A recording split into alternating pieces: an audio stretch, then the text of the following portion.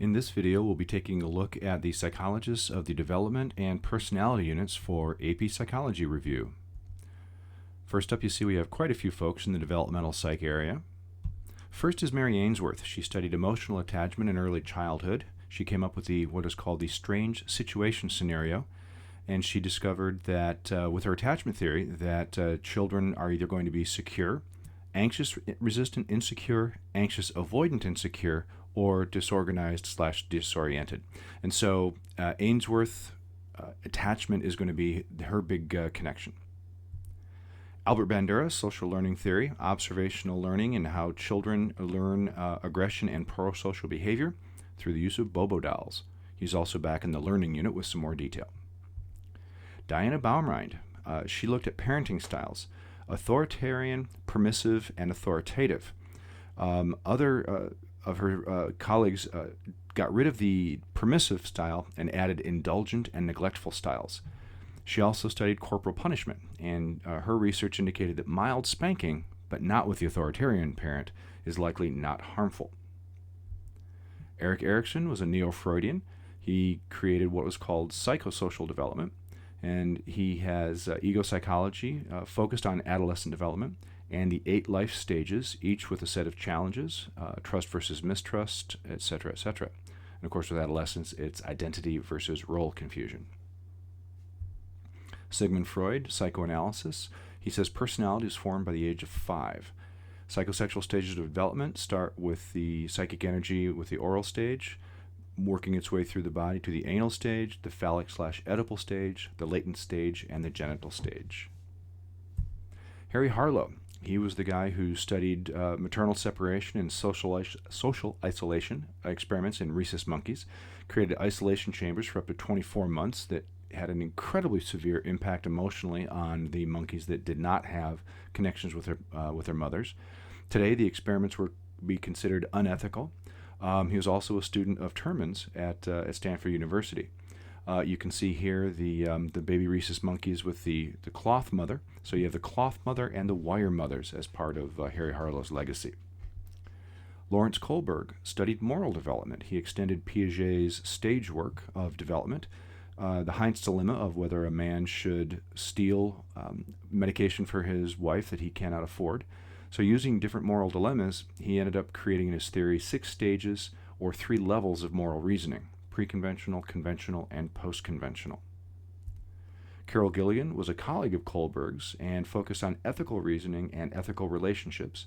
She criticized Kohlberg's work as androcentric, which is to say male-centered, and she says that Kohlberg had a lack of social justice and cultural neutrality in his work, and as a result he excluded both people from other cultures that were non-Western as well as women.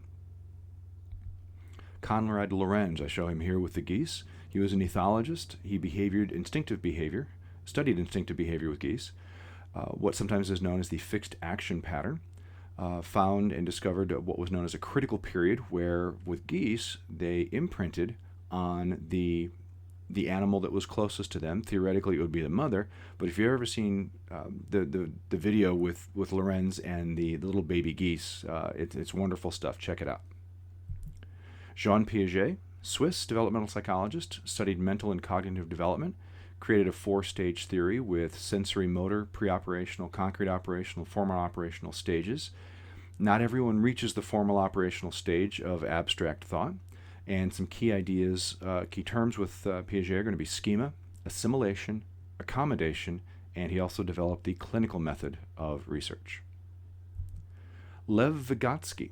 He was a cultural historical psychologist. He looked at the development of children and how it's mediated by culture and experiences. He created the understanding of the zone of proximal development, the inward development outward. And then he says that learners co-construct knowledge through social interactions with more knowledgeable partners, adults or peers. Personality theorists. Sigmund Freud, we mentioned him before. Carl Jung, he was a protege of Freud, created what was called analytical psychology.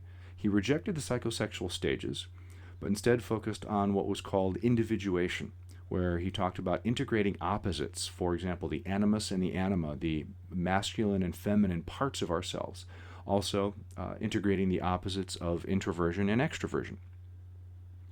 He also created what was called the individual unconscious, which was similar to Freud's unconscious, but also a collective unconscious, a collective, or what he called a racial memory, which is where we get archetypes and dream symbols from. The idea that because it's a biological thing, every culture has the same archetypes throughout their stories. He also tried to examine and combine religion and psychology. Alfred Adler, co-founder of psychoanalytic movement, created what was called individual psychology, how people connected to their social world. He's best known for the concept of the inferiority complex, where the unconscious mind works to convert feelings of inferiority to feelings of superiority or completeness. Adler also did some dream interpretation work and studied birth order. Paul Costa and Robert McCrae, best known for the five-factor or the Big Five personality theory. They were trait theorists. They said personality is stable past the age of 30. OCEAN is the acronym to remember the five big traits: openness to experience, conscientiousness, extroversion, agreeableness, and neuroticism. And they also created the NEO personality inventory, and that's the most frequently used tool to measure the five factors. Abraham Maslow, looked at him before in Motivation, humanistic psychologist, focused on humans' positive qualities, not as bags of symptoms. Focus for him in personality was the hierarchy of needs and how we work toward ultimately self-actualizing and growth-oriented experiences, and he was a positive psychology pioneer. Carl Rogers, also a humanist, people were geared toward growth. He moved from the patient-oriented therapy to a client orientation. He called his therapy person-centered, and he was a phenomenologist, and the idea that each individual has to interpret their own world, their own circumstances, and we can only understand an individual from that perspective, is understanding their point of view. And that's the end of this section.